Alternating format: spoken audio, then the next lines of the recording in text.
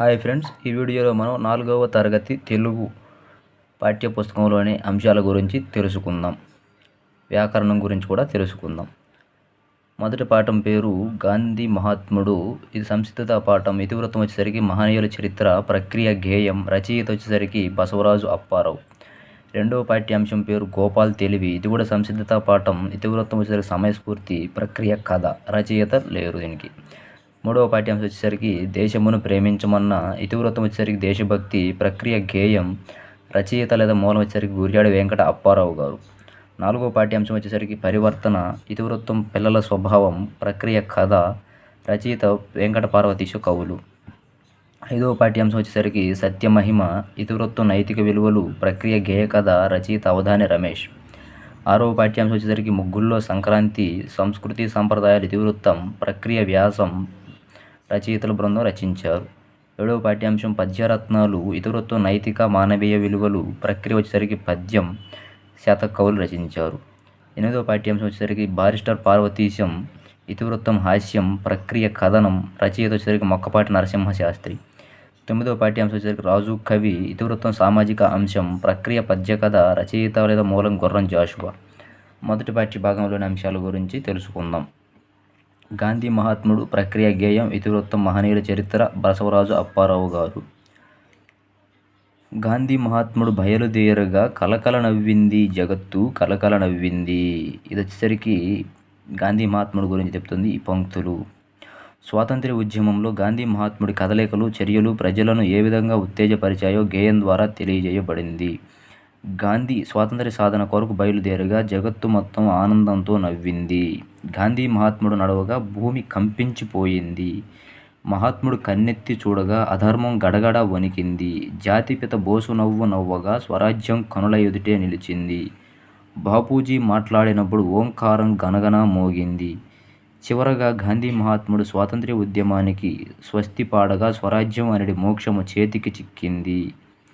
అదేవిధంగా ఈ పాఠంలోని అర్థాలు: స్వరాజ్యం అంటే సొంత పాలన, మోక్షం విడుపు మరియు విముక్తి, కంపించుట వణుకుట, ప్రణవం ఓంకారం, అధర్మం అన్యాయం ధర్మం కానిది, స్వస్తి శుభం. అదేవిధంగా సందుల గురించి తెలుసుకుందాం. మహాత్ముడు, మహా ప్లస్ ఆత్ముడు, సవర్ణ దీర్ఘ సంధి. మ్రోగింది ప్రణవము, మ్రోగింది ప్లస్ ఈ ప్రణవము ఇత్వ సంధి. స్వస్తి, సు ప్లస్ అస్థి అనాదేశ సంధి. నదులన్నీ, నదులు ప్లస్ అన్ని ఉత్వ సంధి. వారందరిని, వారు ప్లస్ అందరిని ఉత్వ సంధి. చిక్కలేదని, చిక్కలేదు ప్లస్ అని ఉత్వ సంధి. తొందరైపోతుంది, తొందర ప్లస్ అయిపోతుంది అత్వ సంధి. అదేవిధంగా సమాసాలు: అధర్మము, ధర్మము కానిది నయి తత్పురుష సమాసం. కన్ను విప్పగా, కన్నును విప్పగా ద్వితీయ తత్పురుష సమాసం. దేశమాత, దేశము అనడి మాత రూపక సమాసం. జీవనయానం, జీవనం అనడి యానం రూపక సమాసం. తీయని వాసన, తీయనైన వాసన విశేషణ పూర్వపద కర్మధారయ సమాసం. ఈ పాఠ్యాంశంలోని అలంకారాలు: కలకల నవ్వింది జగత్తు, కలకల నవ్వింది. కంపించిపోయింది భూదేవి, కంపించిపోయింది. గడగడ వణికింది అధర్మము, గడగడ వణికింది. ఇది వచ్చేసరికి వృత్యానుప్రాస అలంకారం, అదేవిధంగా అంత్యానుప్రాస అలంకారం కూడా అవుతుంది. ఎందరో వీరుల త్యాగఫలం, మన నేటి స్వేచ్ఛకే మూలధనం. వారందరినీ తలచుకొని మన మానస వీధిని నిలుపుకొని. అది అంత్యానుప్రాస అలంకారం. తరువాతి పాఠ్యభాగం గోపాల్ తెలివి, ప్రక్రియ కథ, ఇతివృత్తం సమయస్ఫూర్తి. దీనిలో పాత్రలు వచ్చేసరికి ఢిల్లీ సుల్తాన్, జయచంద్రుడు, మాల్వారాజు, గోపాల్ విదూషకుడు. ఢిల్లీ సుల్తాన్ తన సామంత రాజులందరినీ పిలిపించి 2 ప్రశ్నలు అడుగుతాడు. ఈ భూమి పొడవు ఎంత, వెడల్పు ఎంత? ఆకాశంలో ఎన్ని నక్షత్రాలున్నాయి? ఈ ప్రశ్నలకు సమాధానం తెలియక సామంతరాజులు వారి ఆస్థానానికి వెళ్ళిపోయారు. సామంతరాజులలో ఒకడైన జయచంద్రుడు అంటే మాల్వారాజు వారి ఆస్థానంలో అడగగా ఆస్థాన విదూషకుడు గోపాల్ వీటికి సమాధానాలు చెప్పగలనని చెప్తాడు. జయచంద్రుడు గోపాల్ని సుల్తాన్ దగ్గరికి పంపగా చాలా డబ్బు ఖర్చు అవుతుందని, సమయం అవుతుందని చెప్పి డబ్బు తీసుకుంటాడు. ఆ డబ్బును రాట్నాల వారికి ఇచ్చి చేతనైనంత దారం వడకమని చెప్పి 16 బండ్లకు సరిపోయేంత దారాన్ని, 25 గొర్రెల్ని కొని దర్బారులో సుల్తానుని కలుస్తాడు. 16 బండ్ల దారంలో 8 బండ్ల దారం పొడవు, 8 బండ్ల దారం వెడల్పు భూమి కొలతలని, 25 గొర్రెల వెంట్రుకలు ఆకాశంలో నక్షత్రాలని చెప్పాడు. సుల్తాన్ గోపాల్ సమాధానాలను కాదనలేక, అవును అనలేక గోపాల్ తెలివికి, సమయస్ఫూర్తికి ప్రశంసించి సన్మానించి పంపాడు. ఈ మాసపు కథ విందు. ఇది రాసినటువంటి వారు సోదుం రామ్మోహన్ గారు. ఆ కథ యొక్క సారాంశం ఏంటంటే, సూర్యుడు, చంద్రుడు, వాయువులు విందుకెళ్ళి వచ్చి వారు తెలియనటువంటి నక్షత్రం దగ్గరికి వస్తారు. తల్లి నక్షత్రం ముగ్గురిని బాగా తిని వచ్చారా, నా కోసం ఏమీ తీసుకురాలేదా అని అడగగా, చంద్రుడు మాత్రమే అమ్మ కోసం ఆహార పదార్థాలు తీసుకువచ్చాడు. తల్లి అయినటువంటి నక్షత్రం బాధతో సూర్యుడిని, వాయువుని పిలిచి, వీరిరువురు జనాల్లో వేడి కిరణాలు, వేడిగాలుల వలన నిత్యం తిట్లు పొందుతారని, చంద్రుడు నా కోసం అమ్మను గుర్తుంచుకొని ఆహారం తీసుకొచ్చాడు కాబట్టి చల్లని వెన్నెలను కురిపిస్తూ అందరి ప్రేమలను పొందుతాడని చెప్పింది. ఈ పాఠ్యాంశంలోని వ్యాఖ్యలు. నాయన, నా కోసం ఏం తెచ్చారు మీరు? ఈ మాట అనిన వారు నక్షత్రం. వాళ్ళు పెట్టింది స్నేహితులతో హాయిగా ఆస్వాదించానే తప్ప నువ్వు గుర్తుకు రాలేదమ్మా. ఈ వాక్యాలన్నది సూర్యుడు. నేను సుష్టుగా భోంచేయడానికి విందుకు వెళ్ళాను తప్ప నీకోసం ఏదో ఒకటి తేవాలి అనుకోలేదు. ఈ మాట చెప్పింది వాయువు. నీకోసం అత్యంత రుచికరమైన పదార్థాలను తెచ్చాను. నేను విందులో ఏ పదార్థం తింటున్నా నువ్వే గుర్తుకు వచ్చావు. ఈ మాటలన్నది చంద్రుడు. అదేవిధంగా ఈ పాఠ్యాంశంలోని సందులు. కలయ చూశాడు, కలయ ప్లస్ చూశాడు సరళ దేశ సంధి. ముఖాలు, ముఖము ప్లస్ లులనల సంధి. సామంతులంతా, సామంతులు ప్లస్ అంతా ఉత్వ సంధి. కైవసంబగు, కైవసంబు ప్లస్ అగు ఉత్వ సంధి. పాదాంబుజములు, పాద ప్లస్ అంబుజములు సవర్ణ దీర్ఘ సంధి. అలంకారం. పావనంబైన పాప వినాశనంబు గంటి, కైవసంబగు గగన గంగ గంటి. ఇది అంత్యానుప్రాస అలంకారం. సమాసములు. సూర్య చంద్ర వాయువులు, సూర్యుడును చంద్రుడును వాయువును. బహుపద ద్వంద్వ సమాసం. దివ్య హస్తము, దివ్యమైన హస్తము. విశేషణ పూర్వపద కర్మధారయ సమాసం. నిజమూర్తి, నిజమైన మూర్తి. విశేషణ పూర్వపద కర్మధారయ సమాసం. చిక్కు ప్రశ్న, చిక్కైన ప్రశ్న. విశేషణ పూర్వపద కర్మధారయ సమాసం. సుగుణం, మంచిదైన గుణం. విశేషణ పూర్వపద కర్మధారయ సమాసం. పాదాంబుజములు, అంబుజముల వంటి పాదములు. ఉపమాన ఉత్తరపద కర్మధారయ సమాసం. గోపాల్ తెలివి, గోపాల్ యొక్క తెలివి. షష్ఠీ తత్పురుష సమాసం. తరువాత పాఠ్యభాగం. దేశమును ప్రేమించమన్న ప్రక్రియ గేయం. ఇతివృత్తం దేశభక్తి. రచయిత గురజాడ అప్పారావు. గేయంలోని అంశాలు. దేశాన్ని ప్రేమించి మంచిని పెంచాలని, వట్టి మాటలు చెప్పకుండా, కాలం వృధా చేయకుండా ఉండాలని గేయం ద్వారా చెప్పబడింది. దేశం ఎప్పుడూ పాడి పంటలతో సస్యశ్యామలంగా ఉండేలా కృషి చేయాలి. ప్రశ్నార్థక వాక్యాలు. ఎప్పుడు, ఎక్కడ, ఏది, ఏ, ఎటువైపు వంటి పదాలను ప్రశ్నార్థక పదాలు అంటారు. ఈ పదాలు కలిగిన వాక్యాలను ప్రశ్నార్థక వాక్యాలు అంటారు. ఆంధ్ర యూనివర్సిటీకి వెళ్ళాలంటే ఏ నెంబర్ బస్సు ఎక్కాలి. తర్వాత ఈ మాసపు పాట తెలుగు తల్లి. తెలుగు తల్లి చారిత్రక రాజుల కాలంలో ఏమి నేర్పిందో రచయిత పాట ద్వారా తెలిపారు.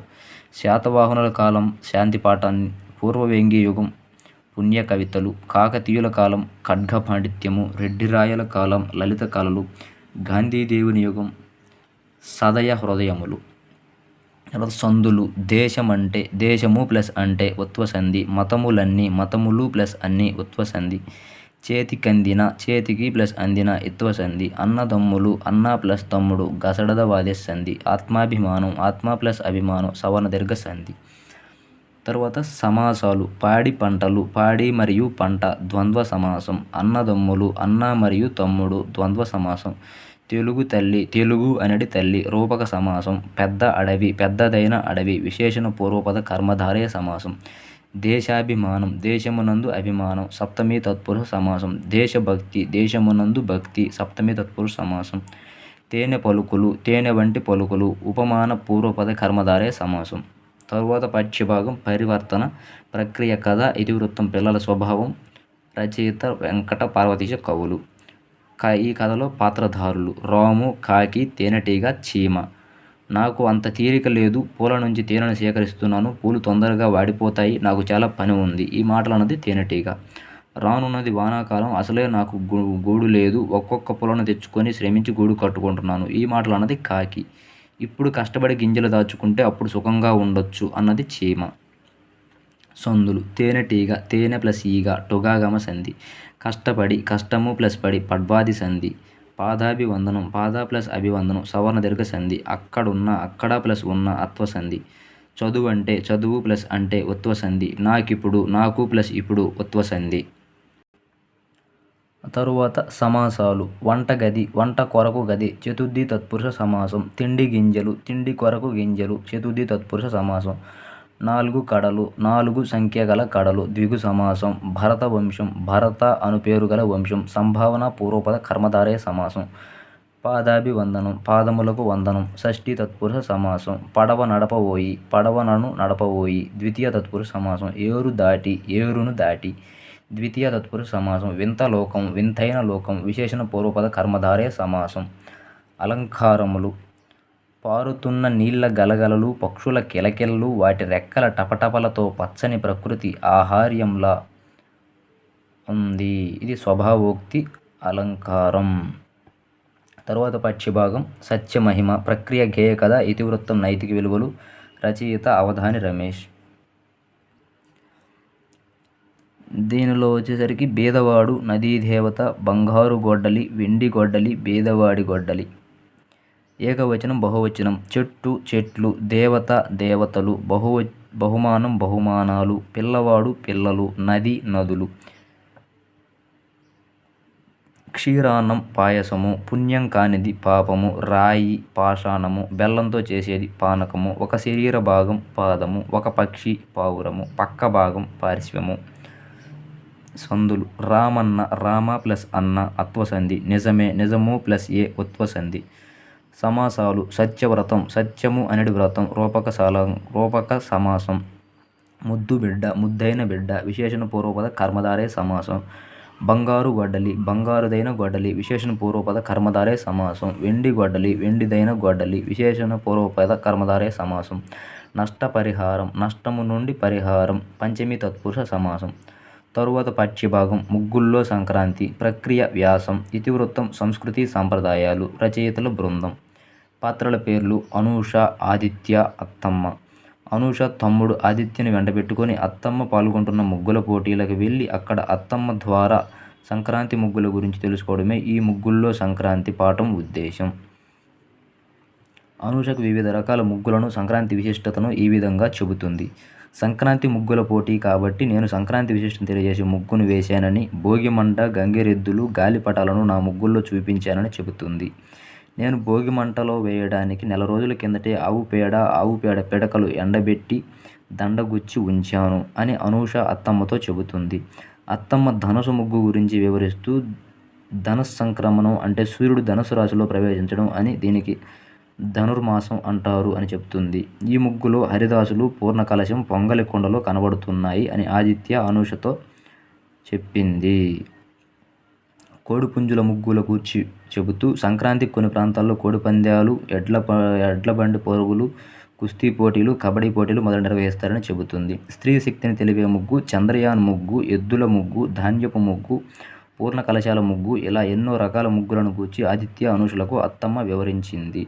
చివరగా రథం ముగ్గు గురించి చెబుతూ దక్షిణాయనం నుండి ఉత్తరాయణానికి సూర్యుని ప్రయాణానికి సూచికగా సూర్యుని రథంలో నిలుపుతారు అని ఏ పండుగలైనా సంప్రదాయాలైనా ఆచార వ్యవహారాలైనా అందరూ కలిసిమెలిసి ఆత్మీయంగా జరుపుకోవటానికై అని అత్తమ్మ వివరించింది. ఆ తరువాత వ్యతిరేక పదాలు. వెళ్ళు వచ్చు సంతోషం దుఃఖం విచారం దక్షిణం ఉత్తరం లోపల బయట ఎత్తు పల్లం పొడవు పొట్టి ఉదయించడం అస్తమించడం ముందు వెనుక. జాతీయాలు.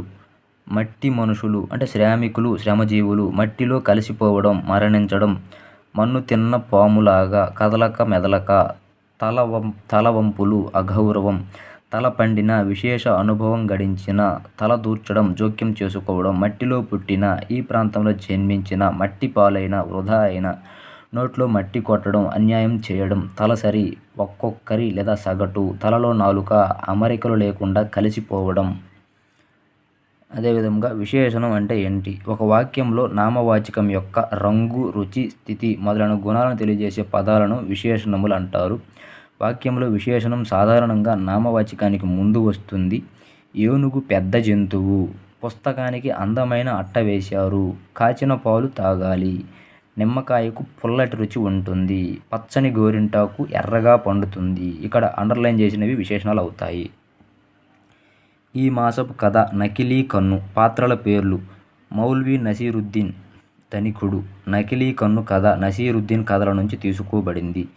ధనికుడు ఎంత ధనికుడో అంత లోభి కూడా. ధనికుడి ఒక కన్ను నకిలీది. మౌల్వీ నసీరుద్దీన్ వెళ్ళిన పరిస్థితిని వివరించగా, ధనికుడు చందా ఇస్తాను గాని నా 2 కళ్ళలో ఏది నకిలీదో కనుక్కోమన్నాడు. ఎడమ కన్ను అని నసీరుద్దీన్ సమాధానం ఇవ్వగా, ఎలా కనిపెట్టావు అని అడిగాడు ధనికుడు. మౌల్వీ సూటిగా, మీ అసలు కన్నుకు దయా ప్రేమ ఉండవు కదా, అందుకే అది రాయిలా ఉంది. మీ ఎడమ కంట్లో కొంచెం దయా ప్రేమ కనిపించాయని సమాధానం ఇచ్చాడు. నసీరుద్దీన్ నిర్మొహమాటంగా చెప్పిన మాటలకు ధనికుడు సిగ్గుపడి మొత్తం మసీదుని మరమ్మతుకయ్యే ఖర్చు తానే భరించడమే కాకుండా మౌల్వీకి తగిన కానుక ఇచ్చి పంపాడు. సందులు ధనుస్సంక్రమణం ధను ప్లస్ సంక్రమణ విసర్గ సంధి. ధాన్యపు బస్తాలు ధాన్యము ప్లస్ బస్తాలు పంపాదేశ సంధి. దక్షిణాయనం దక్షిణ ప్లస్ అయనం సవర్ణ దీర్ఘ సంధి. ఉత్తరాయణం ఉత్తర ప్లస్ అయనం సవర్ణ దీర్ఘ సంధి. సమాసాలు ముత్యాల ముగ్గులు ముత్యాల వంటి ముగ్గులు ఉపమాన పూర్వపద కర్మధారయ సమాసం. రంగుల ముగ్గులు రంగులలో ముగ్గులు తృతీయ తత్పురుష సమాసం. పెద్ద ముగ్గులు పెద్దవైన ముగ్గులు విశేషణ పూర్వపద కర్మధారయ సమాసం. భోగి పండుగ భోగి అని పేరు గల పండుగ సంభావన పూర్వపద కర్మధారయ సమాసం. స్త్రీ శక్తి స్త్రీ యొక్క శక్తి షష్ఠీ తత్పురుష సమాసం. సంస్కృతి సంప్రదాయాలు సంస్కృతి మరియు సంప్రదాయాలు ద్వంద్వ సమాసం. నకిలీ కన్ను నకిలీదైన కన్ను విశేషణ పూర్వపద కర్మధారయ సమాసం. మంచి కానుక మంచిదైన కానుక విశేషణ పూర్వపద కర్మధారయ సమాసం. తరువాత పాఠ్యభాగం పద్యరత్నాలు. ప్రక్రియ పద్యం ఇతివృత్తం నైతిక మానవీయ విలువలు శతకవులు. శతకాలు శతకవులు. వేమన శతకం యోగి వేమన. సుమతి శతకం బద్దెన. తెలుగు బాల శతకం జంధ్యాల పాపయ్య శాస్త్రి. తెలుగు పూలు శతకం నార్ల చిరంజీవి. నార్లవారి మాట నార్ల వెంకటేశ్వరరావు. ధనము కూడబెట్టి దానంబు చేయక అన్న కవి వేమన. పుత్రోత్సాహము తండ్రికి అన్న శతకవి బద్దెన. ఇతరుల మంచి కంటే కోరదగినది ఇంకేమీ లేదు అన్న కవి జంధ్యాల పాపయ్య శాస్త్రి. బలవంతుడు నాగేమని పలువురతో నిగ్రహించి పలుకట మేళ అన్న శతకవి బద్దెన. మొదలు చూచిన కడుగొప్ప పెదప కురుచ అన్న శతకవి ఏనుగు లక్ష్మణ కవి. చెడ్డవారి స్నేహం ఉదయపు ఎండలో నీడలా ముందు గొప్పగా ఉండి తరువాత సన్నగిల్లుతుందన్నది ఏనుగు లక్ష్మణ కవి. జాతులెన్ని ఉన్నా నీతిగా బతకమనే చెప్తాయి రచనలెన్నైనా వాటి గొప్పదైన భావం ఒక్కటే అన్న కవి నార్ల వెంకటేశ్వరరావు. ఎంత చెలిమియున్న ఎగతాళి చేయకు నార్ల చిరంజీవి. తెలుగు పూల శతకం. పూజ కన్న నెంచబుద్ధి ప్రధానంబు వేమన గారు చెప్పారు. ఈ మాసపు కథ పేను నల్లి. ఈ కథను నీతి చంద్రిక నుండి గ్రహించారు. ఒక పేను రాజువారి మంచంలో జీవిస్తూ ఉండేది. ఒకరోజు ఒక నల్లి పేను దగ్గరికి వచ్చి ఒక కోరిక కోరింది. నువ్వు నాకు ప్రాణంతో సమానం అన్నది పేను నల్లితో అన్నది. అప్పుడే కాచిన నెయ్యి పిండి వంటలు మత్తు పానీయాలు సువాసన ద్రవ్యాలు తినే రాజుగారి రక్తం రుచి చూడాలని ఈ మంచం మీద ఉండనిస్తే నా కోరిక తీరుతుందని పేనుతో నల్లి తన కోరిక చెప్పుకుంది. సరే సమయానుకూలంగా రాజుగారు నిద్రపోయినప్పుడు మెల్లగా నీ కోరిక తీర్చుకో అని చెప్పగా నల్లి కుతూహలంతో రాజుగారు కొంచెం మెలకువలో ఉన్నప్పుడే కుడుతుంది. రాజుగారు లేచి దీపం తీసుకురండి నన్నేదో కుట్టింది వెతికి చంపండి అని అనగానే నల్లి గబగబా వెళ్ళి మంచంలో దాక్కుంది. పేను వేగంగా వెళ్ళలేకపోయింది. భటుని కళ్ళల్లో పడడం వల్ల అదే కుట్టిందని నలిపి చంపేశాడు. తర్వాత సందులు పరమార్థం పరమ ప్లస్ అర్థం సవర్ణ దీర్ఘ సంధి. పుత్రోత్సాహం పుత్ర ప్లస్ ఉత్సాహం గుణసంధి. నాకేమని నాకు ప్లస్ ఏమని ఉత్వ సంధి. నాకేమి ప్లస్ అని ఇత్వ సంధి. ఈ నాకేమని అనే పదం 2 సందులు అవుతుంది. సజ్జనుడు సత్ ప్లస్ జనుడు చుత్వ సంధి. చెలిమియున్న చెలిమి ప్లస్ ఉన్న ఎడాగమ సంధి. సరసమంత సరసము ప్లస్ అంత ఉత్వ సంధి. సమాసాలు పద్యరత్నాలు రత్నాల వంటి పద్యాలు. ఉపమాన ఉత్తరపద కర్మధారయం. పరహితము పరులకు హితము షష్ఠీ తత్పురుష సమాసం. కుజన సజ్జనులు కుజనుడు సజ్జనుడు ద్వంద్వ సమాసం. జీవధనం జీవము అనడి ధనం రూపక సమాసం. మానధనులు మానమే ధనంగా కలవారు బహుర్వీహి సమాసం. పరమార్థం పరమైన అర్థం విశేషణ పూర్వపద కర్మధారయ సమాసం. అలంకారం నదులు ప్రవహించు గోవులు పాలనిచ్చు చెట్లు పూలు పూయు. ఇది స్వభావోక్తి అలంకారం. తర్వాత పాఠ్యభాగం బారిస్టర్ పార్వతీశం. ప్రక్రియ కథనం ఇతివృత్తం హాస్యం మొక్కపాటి నరసింహ శాస్త్రి. ప్రస్తుత పాఠ్యభాగం మొక్కపాటి హాస్య నవల బారిస్టర్ పార్వతీశంలోని కొంత భాగం. పిల్లల్లో పఠనాశక్తిని పెంచి ఆనందపూరితమైన వాతావరణాన్ని నింపే హాస్యం ఇతివృత్తం ఈ పాఠంలో కలదు. దంతధావనం నుండి మడత మంచం దాకా తీసుకొని బయలుదేరగా రైలు ఎక్కేటప్పుడు తల మీద ఉన్న సామాను జారిపోగా అతి కష్టం మీద రైలు ఎక్కేశాను. రైలు హఠాత్తుగా కదిలినప్పుడు నా వెనుక బల్ల మీద కూర్చున్న ఆడమనిషి ఒళ్ళో పడ్డాను. నా అవస్థ చూసి నా పక్క వాళ్ళు కూర్చోవడానికి చోటు ఇచ్చారు. సామాన్లన్నీ పడిపోకుండా ఉండడానికి అక్కడున్న గొలుసుతో బలంగా లాగి కట్టాను. ఉన్నట్టుండి రైలు ఆగిపోవడంతో గార్డులు వచ్చి రూ. 50 జరిమానా ఇవ్వమన్నారు. నా దగ్గర ఏమీ లేవని చెప్పగా సామాన్లను గొలుసు నుండి తీసి వేయమని చెప్పి వెళ్ళిపోయారు. చెన్నపట్నంలో రైలు దిగి అందరూ టోపీలు పెట్టుకోవడం చూసి నేను ఒక టోపీ కొన్నాను. ఆడవారిదని తెలిసి సిగ్గుపడ్డాను. దాన్ని వదిలించుకోవడానికి నానా తిప్పలు పడ్డాను. మార్షల్స్ హోటల్లో బంట్రోతు ఒక గది నుంచి నన్ను పైకి తీసుకెళ్ళాడు. అదే నా గది అనుకుని భంగపడ్డాను. ఇలా నా ఇంగ్లాండ్ ప్రయాణంలో ఎన్నో ఆశ్చర్యకర సంఘటనలు చోటు చేసుకున్నాయి. తర్వాత పర్యాయ పదాలు: గుర్రం, అశ్వం, తురగం, హయం, గాడిద, గార్ధబం, కరము, పంది, శూకరం, వరాహం. ఈ మాసపు కథ అత్యాశ. ఇది పంచతంత్ర కథల నుండి తీసుకున్నది.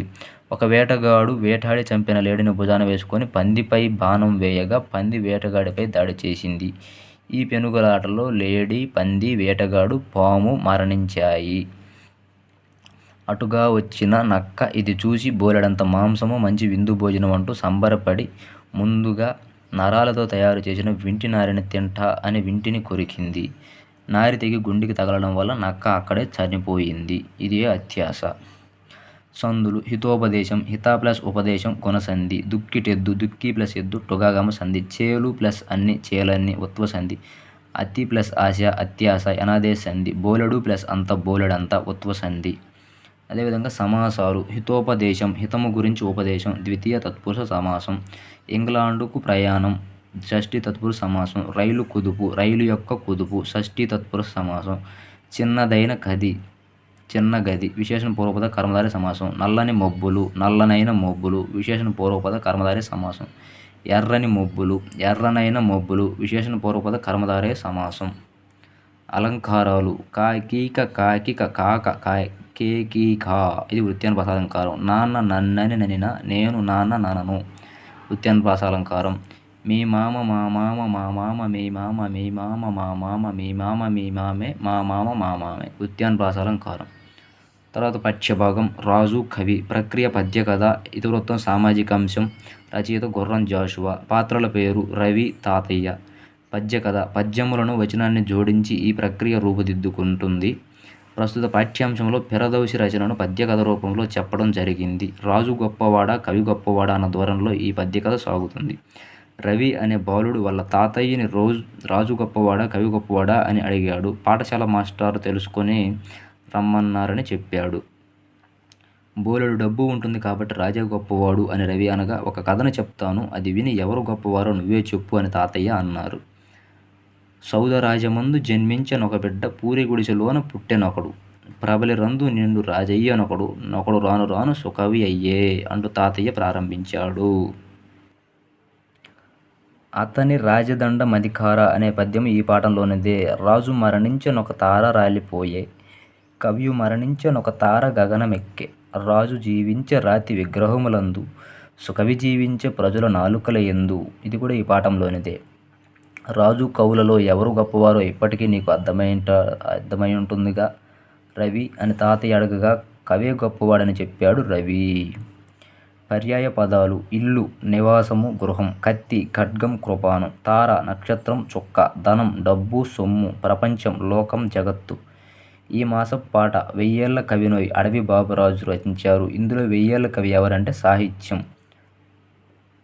సందులు: ఇల్లేమో, ఇల్లు ప్లస్ ఏమో ఉత్వ సంధి. జీతమిచ్చి, జీతము ప్లస్ ఇచ్చి ఉత్వ సంధి. అయ్యయ్యో, అయ్యో ప్లస్ అయ్యో ఆమ్లెట్ సంధి. పద్యము, పద్యాలు, పద్యము ప్లస్ లు లులనల సంధి. వ్యాసర్షి, వ్యాస ప్లస్ ఋషి గుణసంధి. సమాసాలు: రాజభవనం, రాజు యొక్క భవనం, షష్ఠీ తత్పురుష సమాసం. ఆత్మగౌరవం, ఆత్మయందు గౌరవం, సప్తమి తత్పురుష సమాసం. కవిరాజు, కవి అనడి రాసు రూపక సమాసం. చేతి కత్తి, చేతి అందలి కత్తి సప్తమి సమాసం, సప్తమి తత్పురుష సమాసం. రాతి విగ్రహం, రాతిదైన విగ్రహం విశేషణ పూర్వపద కర్మధారయ సమాసం. 1000 సంవత్సరాలు, 1000 సంఖ్య గల సంవత్సరాలు ద్విగు సమాసం. వ్యాసర్షి, వ్యాసుడు అని పేరు గల ఋషి సంభావన పూర్వపద కర్మధారయ సమాసం. అమృత శ్లోకం, అమృతం వంటి శ్లోకం ఉపమాన పూర్వపద కర్మధారయ సమాసం. ఎండు కట్టెలు, ఎండినట్టి కట్టెలు విశేషణ పూర్వపద కర్మధారయ సమాసం. ఓకే ఫ్రెండ్స్, ఈ వీడియో కనుక మీకు నచ్చినట్టయితే లైక్ చేయండి, షేర్ చేయండి, సబ్స్క్రైబ్ చేయండి. Thanks for watching this video. Please do subscribe.